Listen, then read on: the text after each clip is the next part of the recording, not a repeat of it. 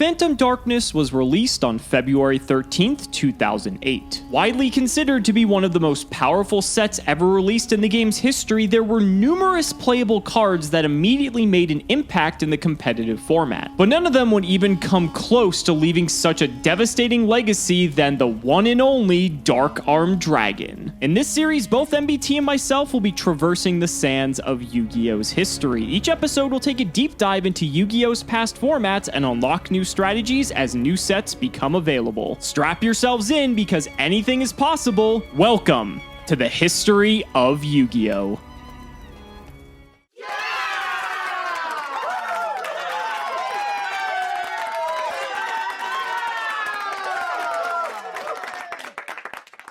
It's February of 2008, and Yu-Gi-Oh! Is finally over. Phantom Darkness has just released, ruining the card game forever. Within this set are some of the most powerful cards in the history of Yu-Gi-Oh!, some of which we play to this day, and it came off the heels of about 10 disappointing GX sets in a row. For many players, Phantom Darkness was a breath of fresh air, but it also precipitated a change in the winds. You see, before this, Yu-Gi-Oh! Was a game about resource management and outplaying your opponent in a game of 1,000 cuts. After Dark Armed Dragon, it becomes a combo fest. One of the first really solved formats occurs during this period. In about March and April, pretty much everyone knows that Dad Return is the best deck by a country mile. But before then, they were throwing anything at the wall to see what would stick in the face of Dad. So on this wheel, we have pretty much everything that got a top during this period that wasn't exactly Dad Return. I'll give you a little bit of history about each individual deck, but keep in mind we're rolling for DDT or one of those FTKs. So Gladiator Beast was piloted by Paul Levitan to a top in March. It actually won an SJC. This is Gladiator Beast pre-Geyseris, but I'm shying away from the strategy because firstly, its game plan against Dad is just Shadow Imprisoning Mirror Turbo, and secondly, we're gonna get to see enough Gladiator Beast. 6 Sam was famously piloted by John Moore, and truly I don't know if I have the brain power to play that deck. Perfect Circle is the deck you all know and love. Dark Armed Return is the boogeyman of the format. Shadow Priestess FTK and Magical Explosion FTK are an attempt to go over the top of Dark Armed Return by negotiating on an axis it's not prepared for. Unfortunately, both of these decks are extremely fragile FTKs, and I don't know if I have the brain power to play them. That's not going to prevent me from picking them, however. DDT, of course, is a deck that we have seen before, though it exists in a very different style than the one you're familiar with. This one plays Dad, for instance, and it's what I'm going to be rolling for. We've got 3 rolls here because we ended up winning last week. Thank you to Snipe Hunter. Your check's in the mail, and let's see what we can get. Does not look like DDT.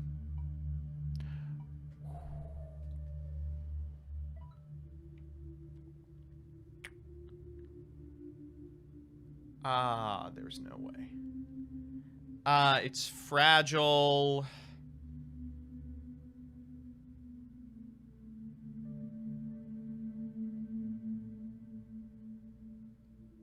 Yeah, we're gonna do it. Oh, we were so close. We almost had the 3-peat. It would have happened, but Joseph just had to defy our one and Lord true savior, Ryza the Storm Monarch.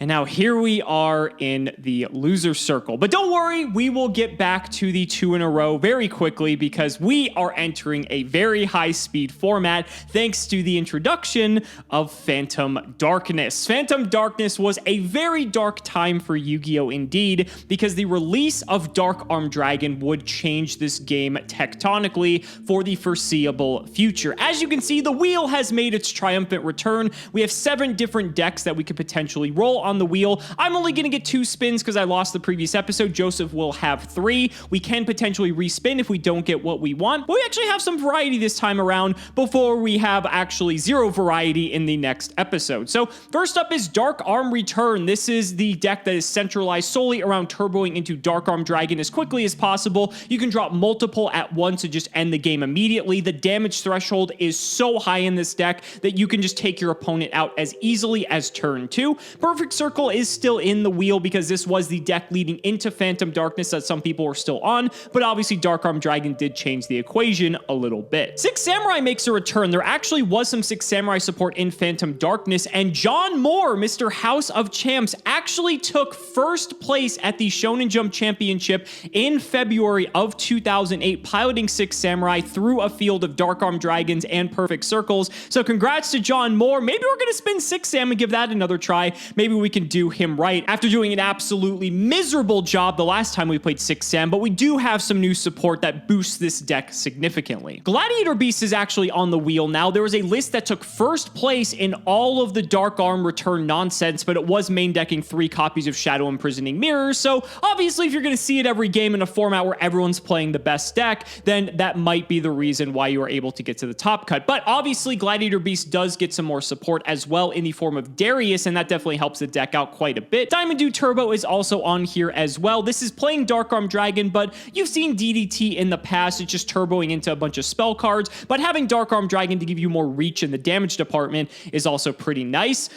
And then we have this nonsense, 2 FTKs in the form of Magical Explosion and Shadow Priestess of Ohm. Magical Explosion allows you to deal 200 damage to your opponent for each spell card in your graveyard. You would just draw your entire deck and set 2 copies of Magical Explosion, flip them up on your opponent's draw phase, and deal the damage necessary to win the game immediately. So it's not like technically an FTK. I guess your opponent gets a draw phase, but close enough. And then the Shadow Priestess of Ohm FTK. This is an FTK that revolves around reviving a bunch of monsters using Dimension Fusion and then sacking them off to Shadow Priestess of Ohm, who does 800 damage for every tributed monster. So it's similar to Cannon Soldier, but I think you have to tribute Dark Monsters specifically. And in tandem with a card like Spell Economics, you can Dimension Fusion multiple times because you can get it back with Dark Magician of Chaos without having to pay any life points, and you just sack off every single monster in your deck until your opponent is dead. 800 times 10 is 8,000, and that's how this deck would win and beat out some of the Dark Arm decks because it just killed faster than they would. So as you can see, there's a lot of very fun and interactive decks during this format, but at least there was variety. After this, there's only like a couple decks that are even viable in the slightest. So let's go ahead and spin for our very first spin here. Remember, we only get 1 respin because we lost the last episode. So hopefully we're going to start with something good. Oh, wow. This would be very funny. And this deck is like only good during this time. I'm going to elect to respin here. If I get it on my last spin, I'm going to play it, but I think I want to get something like Six Sam or Dark Arm Return or something just a little bit more interactive. I think you guys would like to see that too. Oh, yeah. So here's the list, and if you came to watch us play Yu-Gi-Oh! Today, you have been bamboozled! Before you go, though, would you mind clicking as many ads as you can? It really helps with the revenue. Thank you. Anyway, this is Magical Explosion, piloted by James Reed to an impressive top 8 finish at SJC Houston. Now, this is the tournament that John Moore would win with Six Samurai, and James Reed got close, but unfortunately wasn't able to clinch it. This deck took advantage of the fact that dad decks during this era were just a little slower than they would inevitably become, and as a result, you get a couple of extra turns to set up something like a Magical Explosion that you wouldn't have otherwise. You may be recognizing it looks a lot like Diamond Dude Turbo, and that's because it does have a pretty clear and coherent Diamond Dude game plan. However, it differs in some pretty important ways. I'll get into them, but keep in mind, if you haven't ever seen this deck, the game plan is to use Magical Explosion to deal a lethal amount of damage to your opponent's life points. Now, the metagame article and coverage is very particular in that while Magical Explosion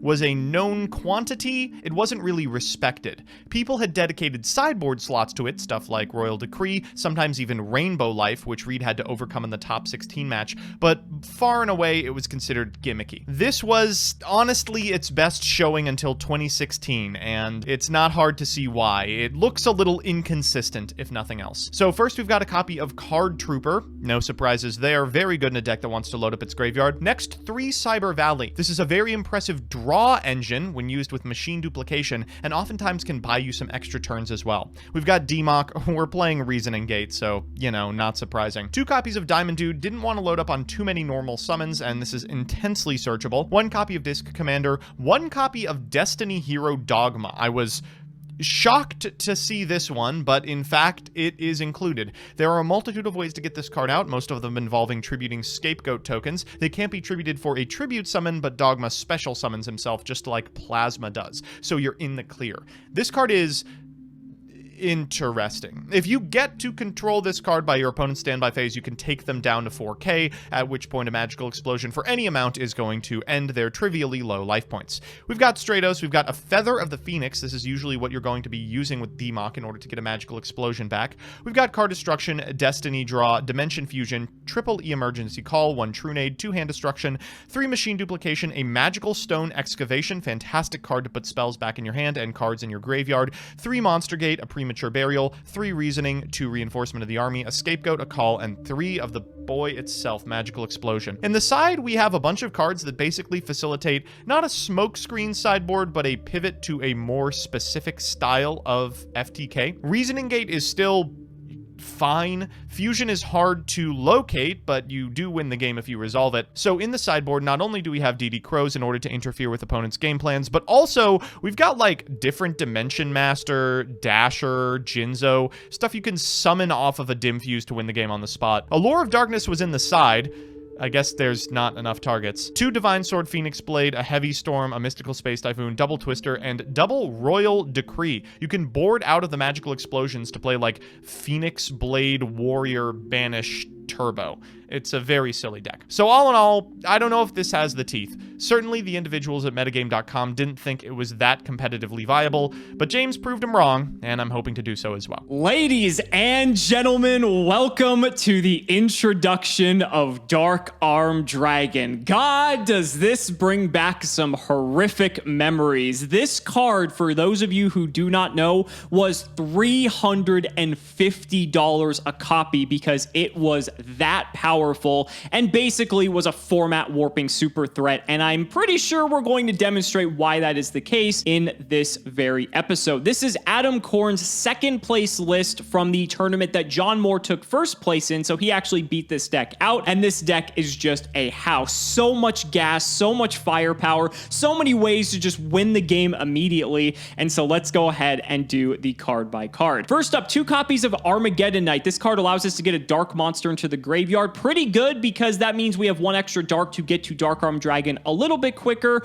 and so this card is just a fantastic starter. 1 breaker, it's dark, so we're playing it. 1 DD Scout Plane. One of the cool things about this card is that it will come back if it is banished during the end phase, and so if you banish it for Dark Arm Dragon, it can come back to the field. If you banish it for any of the other cards in here, same thing. So that means it acts as tribute fodder for some of our other threats in here, like Jinzo, like, you know, Zerato, or even Dark Magician of Chaos. 3 Dark Arm Dragon. This card is such a house, and there's a reason why people feared this card back in the day. Think about the pace at which the decks have played throughout the history of Yu-Gi-Oh! Thus far, and all the episodes you've watched up until this point. Dark Arm Dragon is going to take that and just completely throw it out the fucking window, because this card is all gas all the time. As long as you have 3 dark monsters exactly in the grave, you can special summon it to the field. That isn't once per turn, by the way, so if you have 2 or 3 of these in hand, you can drop them all down, and then in addition to that, you can banish a dark from your graveyard, target a card on the field, and destroy it. That is also not once per turn, so at the very least, you are able to destroy 3 cards on a summon of Dark Arm Dragon, and priority is still a thing, so even if your opponent has a response, you're still going to be able to use this. This card is insane, and there's a reason why it was so expensive, so feared, and ushered in the era of Dark Arm return format. 1 Dark Magician of Chaos. It's another dark, but it's just a great way to recur some of our powerful spells. And 1 Dark Lord Zerato. This is another one of the cards from Phantom Darkness that actually did see play, because this card's actually just a Raigeki on legs. If you have 4 more dark monsters with different names in your graveyard, you can tribute summon this card by tributing a dark monster. So you can just tribute something like a Scout Plane that comes back for a Zerato, and then by sending a dark monster from your hand to the graveyard, destroy all monsters your opponent controls. This is literally Raigeki. It does destroy itself at the end phase, but you're probably going to use this just to win the game. This is also another incredibly expensive secret rare from Phantom Darkness. If Dark Arm Dragon Dragon wasn't already bad enough. Jinzo's in here, of course. This is to shut down all of our opponent's trap cards, so that way we can ensure our Dark Arm Dragon will resolve. One Morphing Jar just to load up the graveyard and get to Dark Arm Dragon as quickly as possible. Two Mystic Tomato. This can actually float into a myriad of cards in this deck. We can go into Armageddon Knight, which will trigger. We can go into Spirit Reaper or Sangan for defense or for some just, more recruiters just to get to any of our cards. Tomato's good because if Tomato gets killed twice and then the Sangan gets killed, that's 3 darks, and now you have Dark Arm Dragon access. Another card from Phantom Darkness is Prometheus, King of the Shadows. Another secret rare, but luckily most of the time this was a one of. If it's normal summon, you can banish 1 or more dark monsters from your graveyard, and if you do, this card gains 400 attack for each until the end of this turn. This is just a nice way to get over some of the larger threats, especially if you've already expended a lot of your resources. This is more of like a mid to late game card, but this did see a reasonable amount of play. Also, it is searchable with Sangan, so it's another nice target there. We do have the Sangan, the Snipe Hunter, the Spirit Reaper, 2 copies of Strike Ninja as well. I'm surprised Joseph isn't just fiending for this deck as soon as he saw Strike Ninja in the list, because if he did, he's going to be very excited for it. Same logic here as all of the other decks we've seen in the past. We're playing Dimension Fusion, we're playing Return from the Different Dimension, so if we get a lot of these cards banished, especially with Dark Arm Dragon, we can go ahead and bring them all back with Dimension Fusion, with Return, and just win the game right then and there. That does it for the monsters, though. For the spells, an ultra rare out of Phantom Darkness. You can start to see why these decks were so expensive at the time. 3 copies of Allure of Darkness. Draw 2, then banish a dark. Doesn't matter. You get to turbo through your deck because this card is not once per turn. 1 creature swap. This is good because you can trade your Tomato for something and just help you get more darks in the grave. 1 Dimension Fusion to blow out Joseph. 1 enemy controller. This has a lot of uses in a lot of different scenarios, so just a very versatile card. 1 Fires of Doomsday. Special summon 2 Doomsday tokens, which are Dark Fiend level 1, 0 attack and defense. In defense position, they cannot be tributed for a tribute summon unless it is for a dark monster, which means we can tribute these for Demok, for Zerato, for Jinzo. Just a nice little tech card in this deck, and it's really, really nice, but you can't summon other monsters the turn you activate this card. So what you would do is you would set this, then on your opponent's end phase, flip this up, and then during your turn, you could sack them for something. So that way, it's a nice way to also defend you from something like a Dark Arm Dragon as well. You can use them at the very least to just shield off from getting OTK'd. 1 Heavy Storm, Premature Burial, double reinforcement of the army, which can grab either Strike Ninja or the Armageddon Knight. 1 Scapegoat, 1 Smashing Ground, and for the trap cards, Call the Haunted,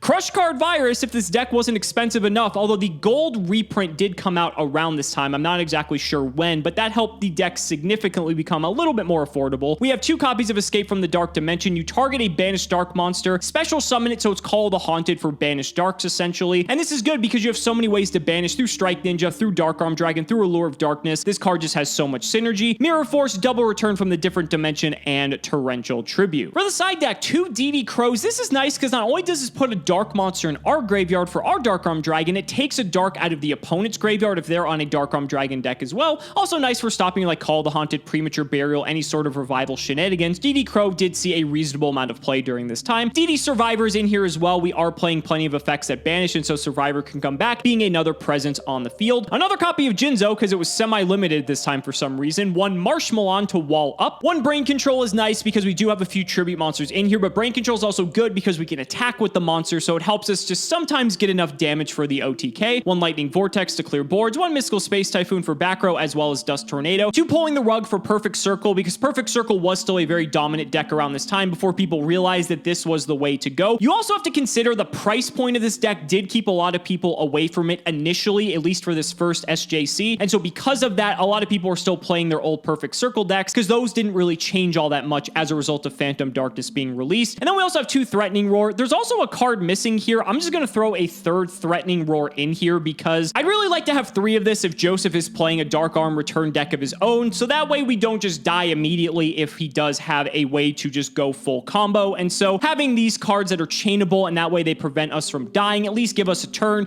That way we can fight back with maybe a Zerato, a Lightning Vortex, something like that. So I am super excited to see what Joseph brought to the table. There was a lot of degenerate stuff going up around this time, but I had to showcase the top deck, the deck that was the deck to beat at this tournament, and a deck that was so incredibly powerful that it was responsible for creating one of Yu-Gi-Oh's only Tier 0 formats, Dark Arm Return. But let's not make you guys wait any longer. Ladies and gentlemen, it's time to duel.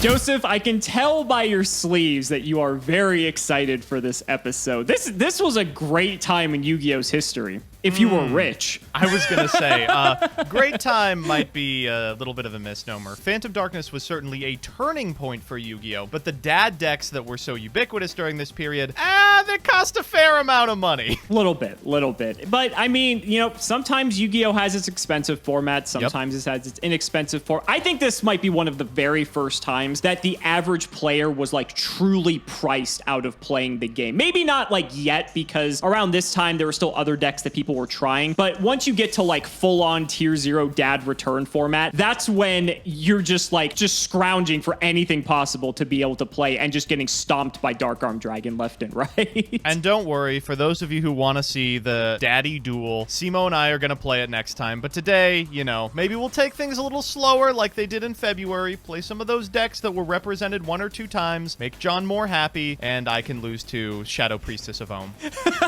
You ready, buddy? Oh, I am ready. All right, Joseph. Well, I don't have the rock, paper, scissor generator up this time. I did, however, bring up the dice random generator. So this is like essentially rolling the die. And so this way, you're going to feel much better because I put away the rock, paper, scissor generator. I am pretty I love happy how I to have to hear keep coming up with new ways to actually randomize this because you refuse to pick anything other than paper. But let's see how it goes.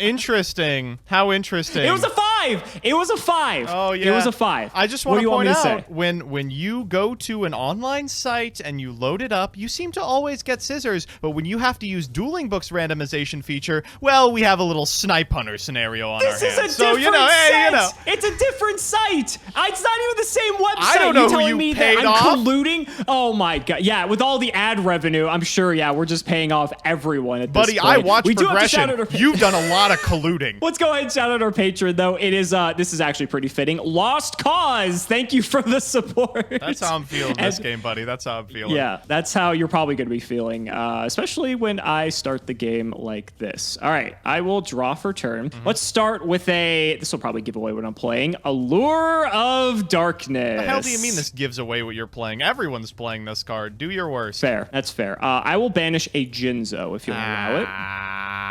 Okay, no problem with that. Let's go ahead and fire off another one. Okay, so now I have a little bit of an issue. Yep, go for it, buddy. Okay, this time it's not as great of a hit. Oh, Wow, Alex. wow. Did you make the speed duel mistake? You fire off an Allure of Darkness with one dark monster in your hand, and you have to banish your best card? We've all been there, buddy. Except for No. me, because I'm good at Yu-Gi-Oh! No, that wasn't the issue. I have multiple darks to pick from. The question is, which one is better to hold on to? I guess I will get rid of Strike Ninja here. Whoa! Okay, so I know exactly what's going on. Strike Ninja did see a small stint of playability here as an enabler for return and a way to manipulate the darks in your grave, so I would imagine Dad's coming down eventually. Could be possible. Let's start with a normal summon of Armageddon Knight, though. Yep, that is the hallmark. Go ahead, send your right. copy of your extender, and then go into Isold. I've played this game before. It's weird because there isn't like an insane target to immediately send off of Armageddon Knight. We've had like historically at times where you just get like this immediate value, but like I don't feel like that truly exists yet. The best card I have access to, and this one's I don't know how I'm feeling about it exactly. I'm going to get rid of the DD Scout plane that is in my deck. What? The fuck deck is playing DD Scout Plane? Okay, so DD Scout Plane is a little better than DD Survivor in some scenarios because you can strike Ninja into it, but what the hell are you doing? All right, and so with that, I will set one and I will pass the turn. Go That's ahead. the turn. You drew 9 cards. Oh, that's a weird one. Okay, first and foremost, let's fire off a reasoning.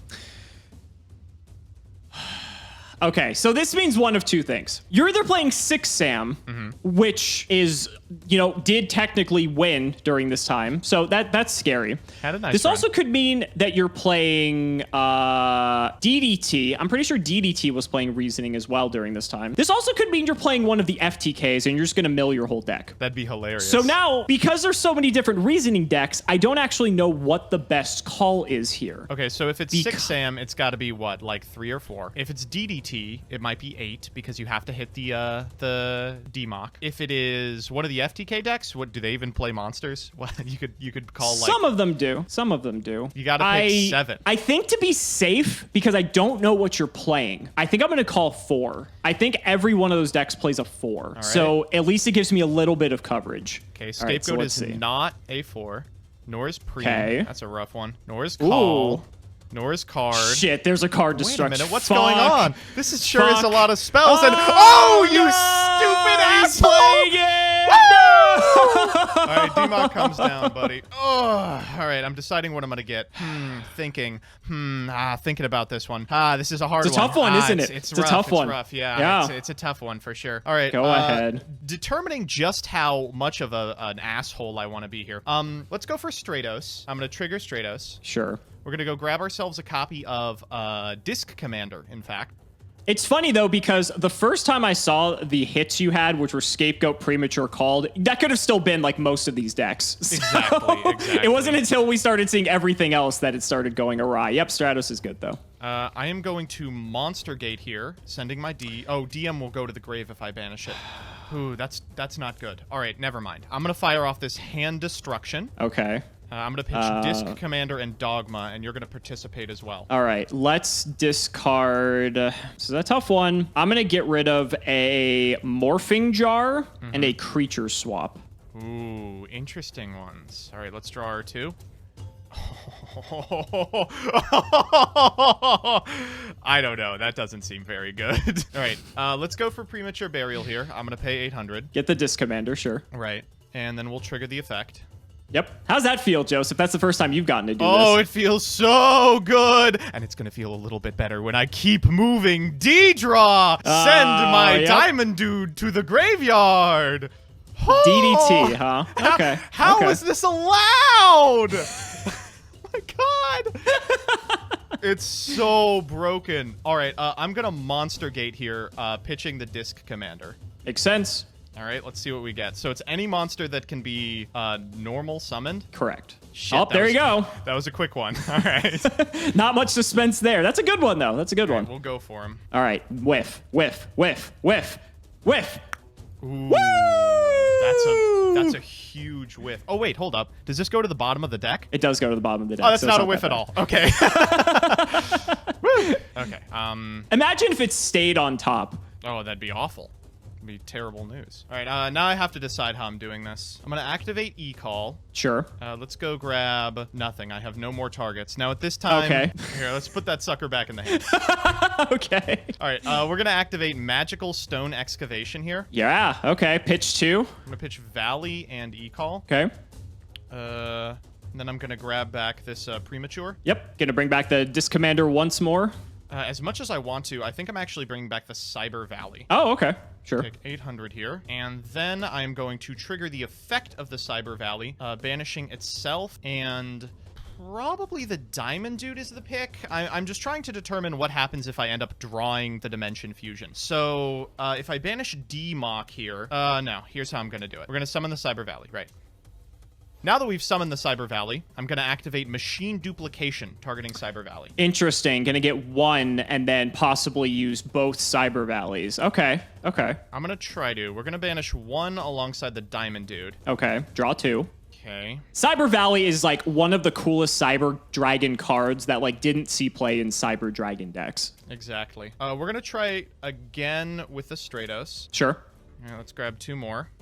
Ooh, wow. Those are 2 really bad ones, actually. Oh, is this it? Does this end my turn? That's so No devastating. way. Whoa, that's so ridiculous. Oh, crapola. Wow, that's rough. Have I normaled? I normaled the Stratos, right? Correct. Let's just remember you were complaining about me drawing 6 cards and you're more than halfway through your deck at this point. Unfortunately, I'm just attacking here. Yeah, I'll let it go. So I'll take, what, 14 here?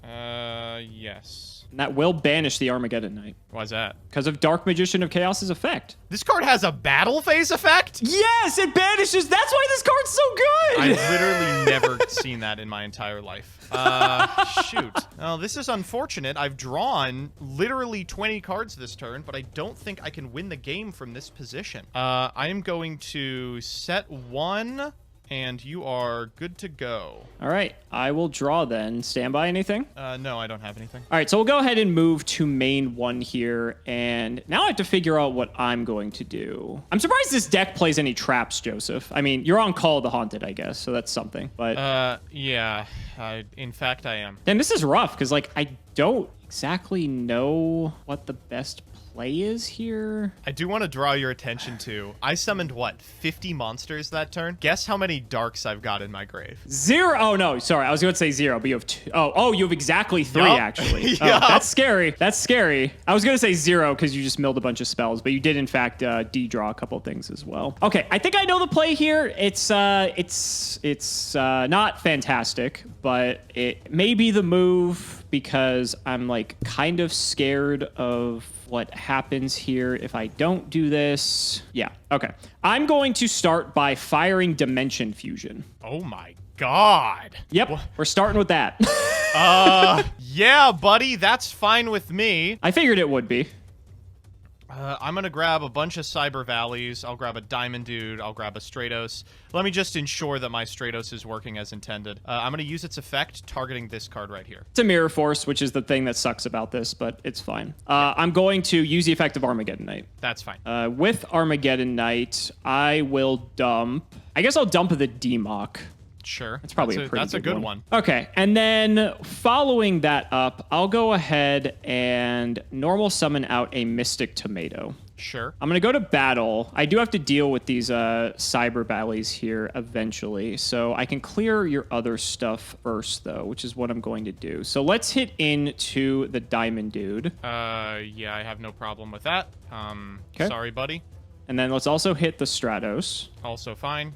And then we'll hit do I even want to hit a Cyber Valley here? If I don't, you just tribute them for a couple cards yourself, which is pretty good, but you're going to be getting the card value anyway, so I might as well just force one to go away, so I'll do that. Yeah, big surprise here. I'm going to activate the second effect of this card. Allows me to banish it, draw a card, then end the battle phase. Correct, which is why I had to attack in that specific order. Battle phase is now over. I will smash the D-Mock.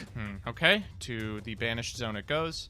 And then I think that's going to do it from me. I'll pass the turn. That is not the worst. I'll draw. Oh, yeah, it wow. wasn't great, but it puts a lot of darks into your grave, I should say. It's not too hard for you to get them out, but it does, do a little bit of cleanup, and it does set up for an OTK next turn. So it does. Barf. This is a rough one. I'm going to begin with a reasoning. Okay, so now we know what you're playing. That makes this a little bit easier to maybe get a correct call here. So let me actually see if I'm allowed to do this real quick. Oh, okay, sure. If you want to check, that's fine. You know what, buddy? I'm actually good not doing the reasoning. Okay. That gives away a little bit what's in your hand then. What happens if you reasoning and there's no monsters left? I think you just mill your deck, don't you? Or are you even allowed to activate reasoning without a monster in deck? Can't be activated. Okay. Okay, fine. All right, I'm going to normal summon a card trooper here. Okay, sure. I'm going to trigger the effect. Sure. We're going to mill 3. Okay. Okay.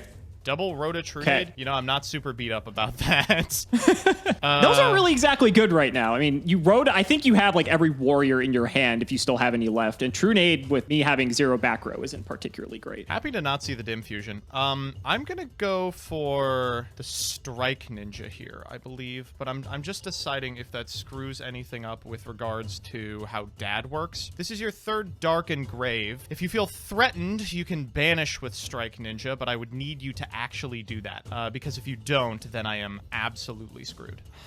Okay. In fact, I am just gonna go to main 2. Okay.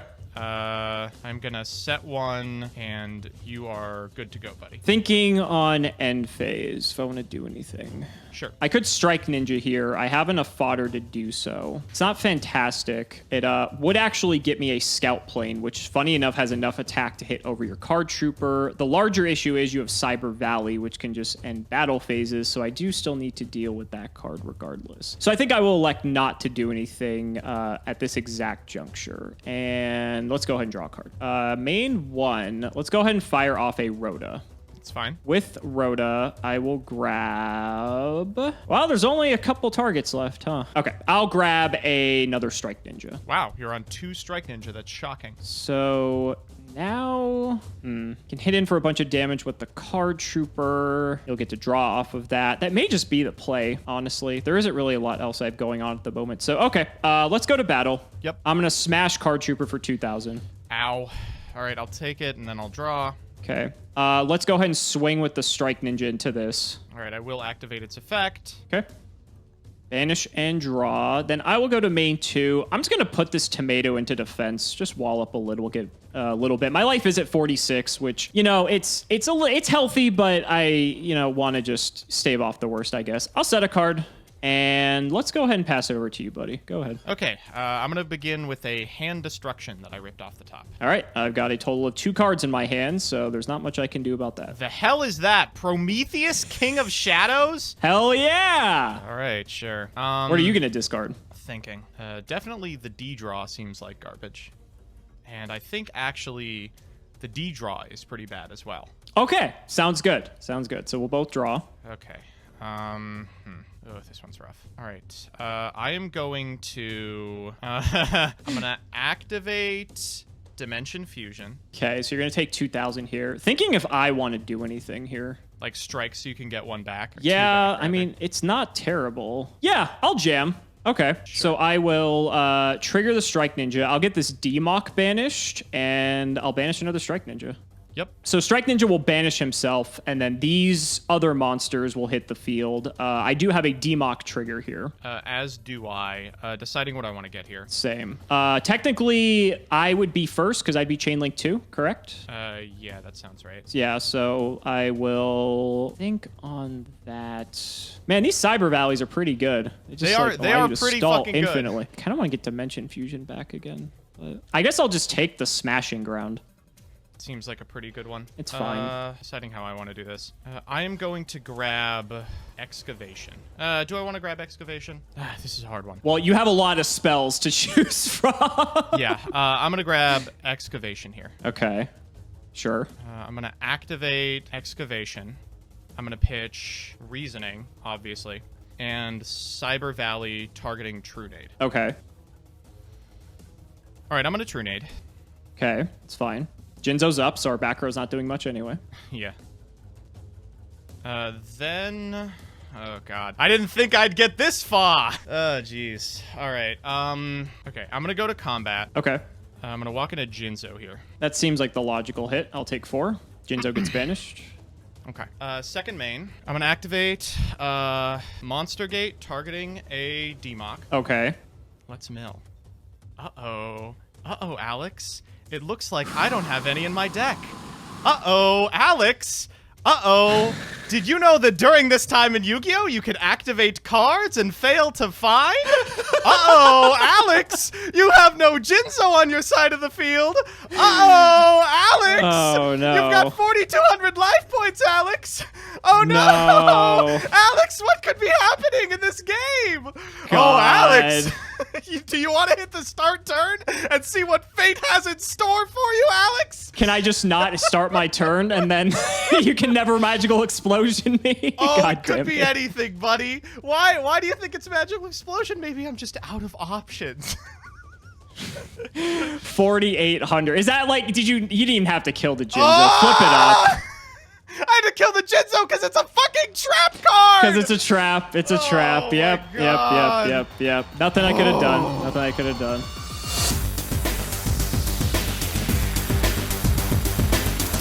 What a miserable way to go out. 25 spells engraved, so I lose to a lone copy of Magical Explosion. What the hell, man? I mean, I remember this. You did, and you know, Jinzo was the only thing keeping you in check. I don't think there was anything I could have done about it, just looking back in retrospect, because as soon as Jinzo was gone, like, that was it. And so I will say, for what it's worth, the metagame coverage of this player's top 16 2014 match, his opponent summons Jinzo, and they're like, out this, and they die, and in the post-match they go, I knew it wouldn't have been as easy as summon Jinzo. Like, oh, damn it, it couldn't possibly be. Let's see if you can do it this time, buddy. Let's see. Let's hope for something. This is a little bit better, I would say. Okay, we're going to start with a Rhoda. No, that's a lot bit better. Go for it, buddy. Yeah, we're going to get the Armageddon Knight here.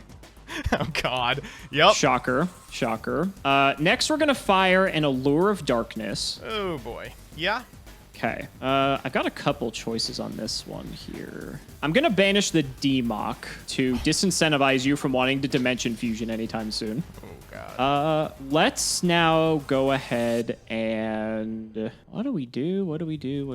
Wow, this is tough. I'm looking at this hand, and I'm just like, man, this would be so great if you weren't playing Magical Explosion FTK. That would be fantastic. Well, I guess gotta do what we gotta do. I'll bring out the Armageddon Knight. Yep. We'll trigger that. Okay. You know, Necrogardna isn't out at this point. I think that comes out in Light of Destruction. Yep. Or no, maybe it was. Maybe it was Tactical Evolution. I don't remember. But this deck isn't playing it regardless, so it's not very helpful. I'm going to dump Jinzo. Sure. You got the premature? I wish. If it was that good, then I just am the best player in the game. I am going to pass. All right, I'll draw here. Oh, that's an interesting one.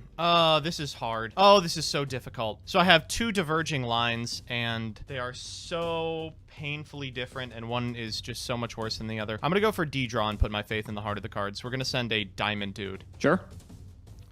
Oh, rewarded. Okay, E-Call. Okay, yeah, that's fine. Oh, God alive. That had the potential to go very wrong very quickly. We're going to normal Stratos here and activate the effect. Get the Disc Commander, sure. We will. And then I have a second D-Draw. Gross. Okay. All right, let's draw some cards.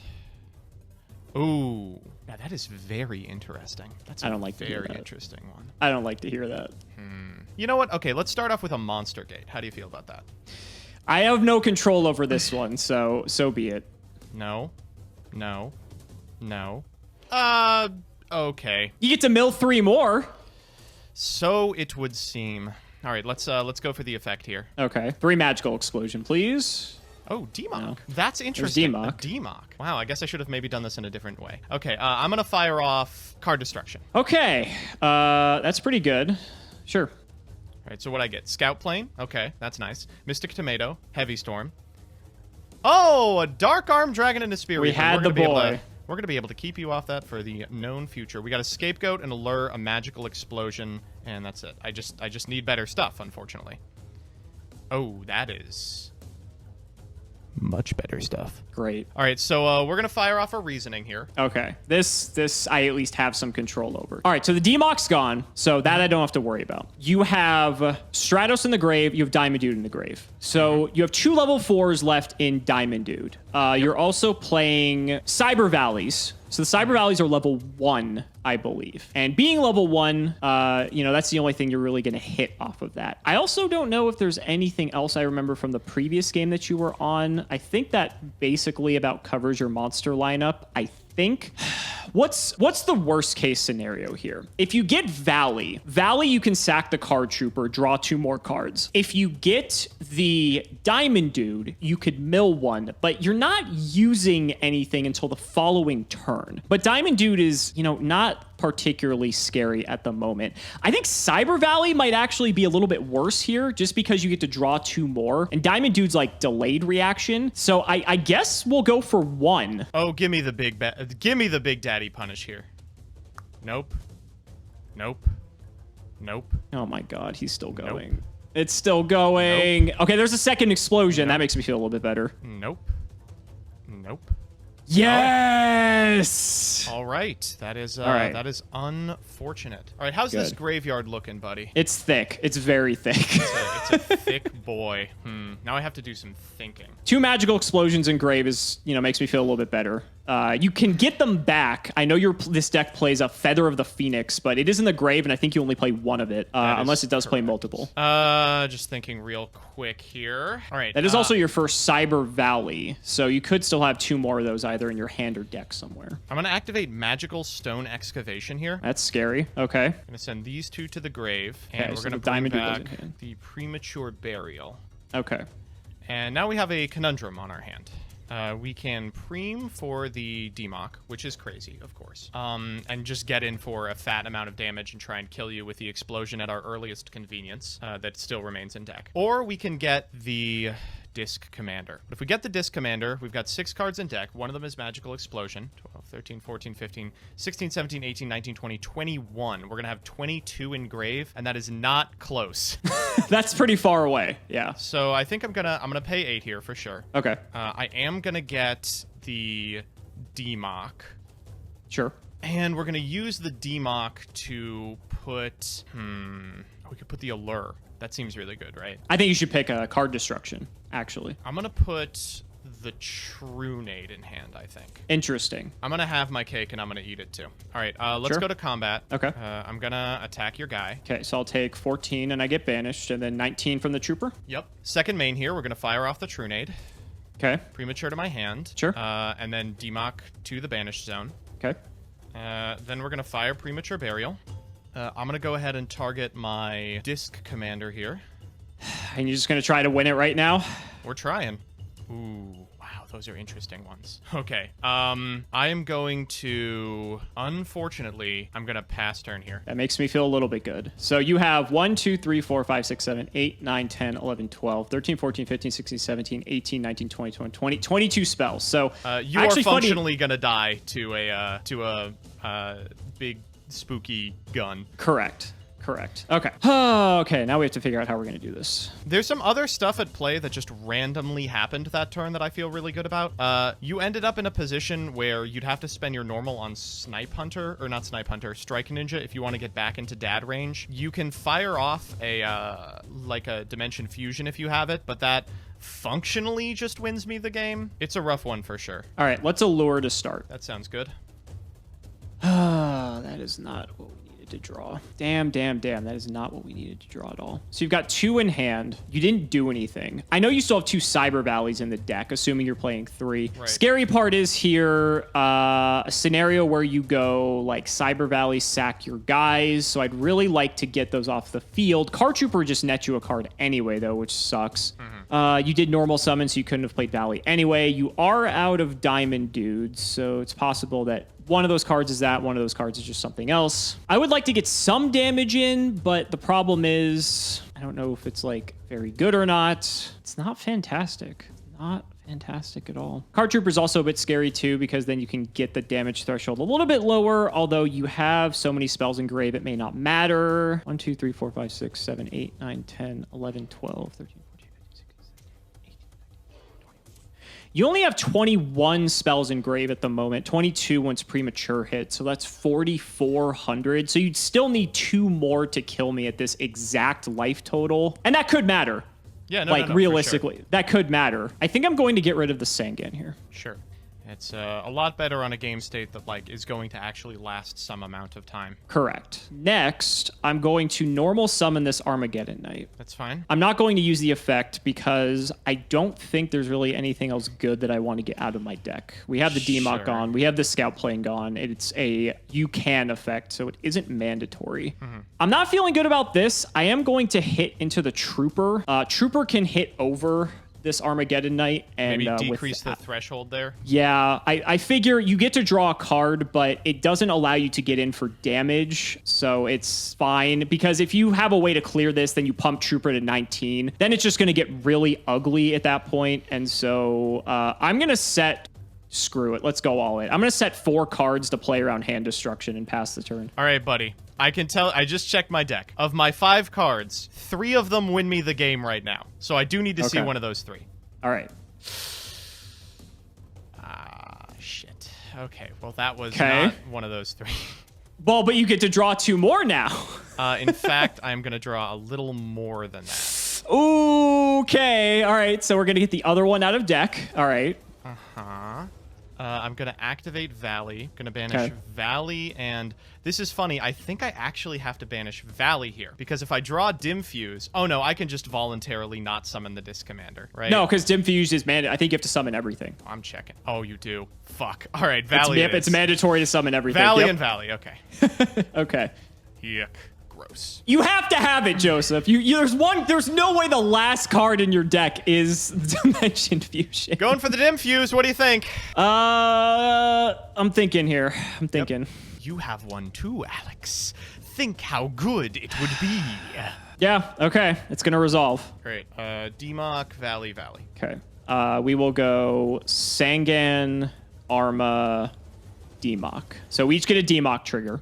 Yep, and since I'm active player, I think mine activates first. Yeah, so you would be Chain Link 1, I'd be Chain Link 2. I'm going to target Trunade. Yeah, and this is where things are going to get gross. I will target... Don't think it matters. I think I'm just dead at this point.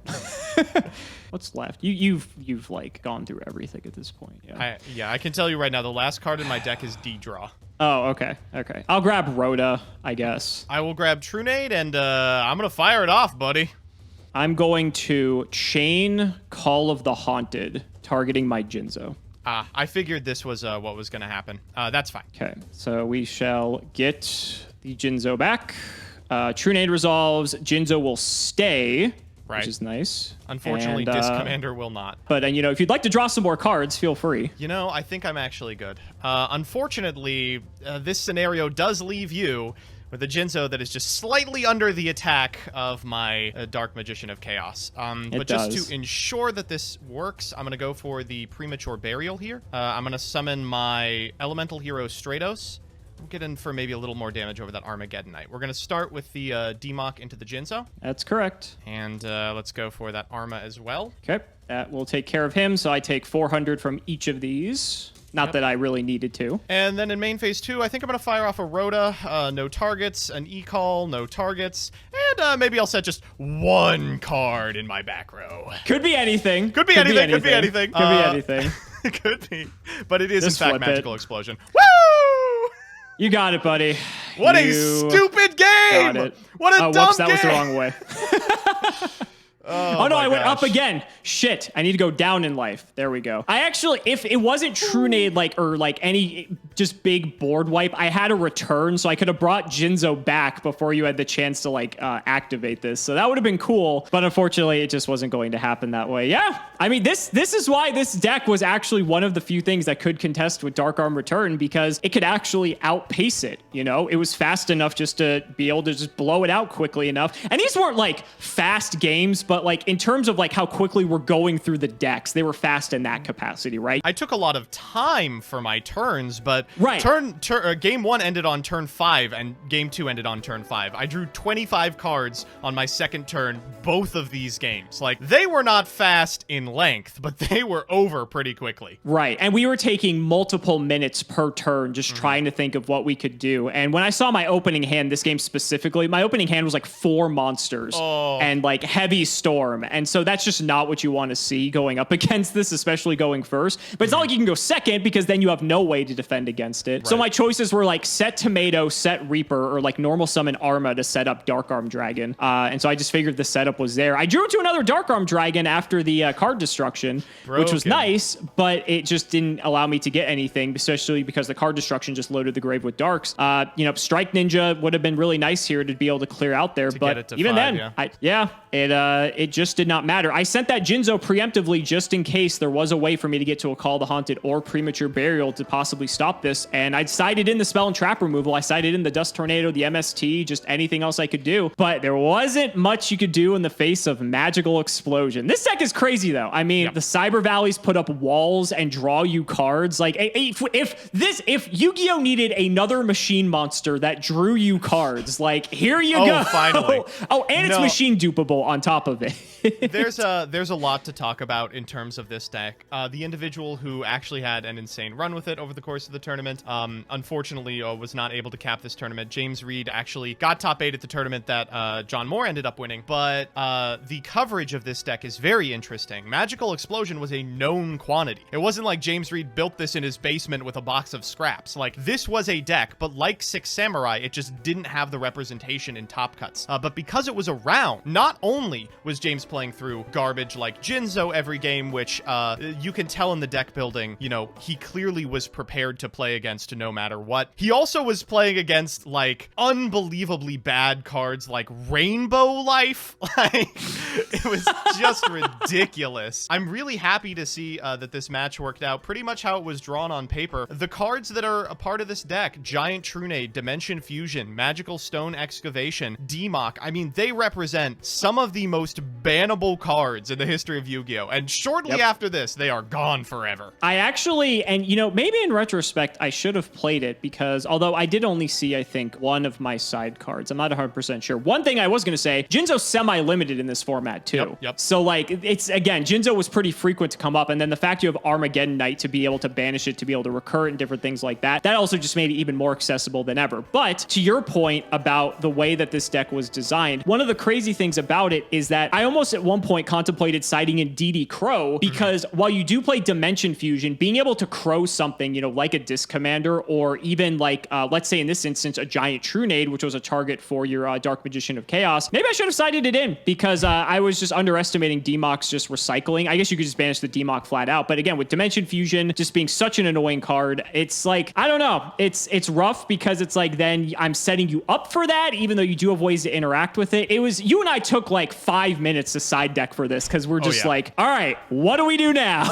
So this deck has the most hilarious board plan for Magical Explosion I've ever seen, which is because Rainbow Life and Jinzo were not only playable, they were ubiquitous, it boards out of Magical Explosion, and it just becomes Dimension Fusion OTK. And, you know, we had flashes of that in our game. You're playing a deck that banishes a lot, which is why I didn't end up boarding into this strategy. But against something like Six Sam that doesn't incidentally banish, there were turns where I was like, what if I just get Stratos, Demock, like Diamond Dude? Like, that is like 6,000 points of damage that Cimo can't possibly match. It's so silly. And unfortunately, after this event, it becomes popular enough that it is hated all the way out of the format. But for a short period of time, the popularity of Dad, the fact that it was such a known quantity, and the fact that its end goal was so telegraphed, meant that a bunch of decks that were trying to go over the top of it, doing something like FTKing their opponent, were viable for just a brief glimpse. And thank God we have blinked past that one. Yeah, and you know, this was a pretty abysmal showing for Dark Arm Dragon's first debut into the history of Yu-Gi-Oh! But I mean, against a deck like this, which, like you said, right, we're gonna see next time in the Dark Arm Return Showcase, because that was basically the meta for an entire format, that Dark Arm Dragon isn't going anywhere anytime soon. Even after it does eventually get hit, I think they just limit it, and so it's still everywhere, and it's just, you know, limited instead of being at 3. But these types of decks were basically the only other decks that could really compete around this time, just because you needed to do something that was almost as unfair as Dark Arm Dragon, and killing your opponent as fast as humanly possible by milling your whole deck was one of the things that Magical Explosion did add to the game. And it's one of those neat kind of build around sort of cards that we don't really see a lot of in modern Yu-Gi-Oh! That much anymore, that was like generic like this and gave you so much open-ended deck design space. So it's cool, but a lot of people really fucking hate this deck, and you guys can probably see why now. We talked about this before the cameras were rolling, but I played, this was the last format I played before I had a hiatus when I was a child, a literal child. And I remember losing to Dad over and over again at locals and finding this list and pricing it out and being like, okay, maybe I could afford this if I save my allowance. I know Dimensional Fusion is at that point like a $10 card, but maybe I can like save up for a couple weeks and I can buy it. So I built this deck in paper, and by in paper, I mean I ripped up notebook paper and wrote like Giant Trunade on it. And I solitaired with it for a week, and I said, I don't know how anyone finds this fun. This is miserable. And I felt that this game. I won, but boy, do I feel like I lost. So guys, that's going to do it for this episode of the History of Yu-Gi-Oh! Joseph on that 2-peat. Will he get the 3-peat? We'll have to see. But we do have to shout out our patrons. It's Shadow1317, Shadow Ling Jr., Shotagonist, and Gayoko, Cameron Smith, Joshua Schlee, Tim00x3, Eka Ironfang, Pony Stark, Ian Musa, Michael Dente, Dan the Mad Hoban, Part 2, Synchro Guy, Mystic Walk, Sylvia Wilds, Draconic, Dollywop, Dragonlord, Indian Taisho, Jarvis Martin, Logan Thomas, Peter Gregory, Thomas Nelson, Jordan Coons, Calvin, Iron Bladesman, Pure Ace, Jesse Wood, True Nerdgasm, Benjamin Fuller, Brother Paul, Chris Hood, Damage Intercept, Kalute, Henry Roaming, Lumpy, Nehru Celeste, Shane Reese, Colty, David Liu, Rockley325, Lane Rogers, Brett Havey, Isaiden, Gren Maju, and Salad, Sky Rose, Dylan Hunter, Garthok, Steel W, Gigabyte 9436, John 2 Base, Apathy Astro, as well as Dace Allen and Brody Eastwood. Thank you all so much for watching the video, and we will see you next time.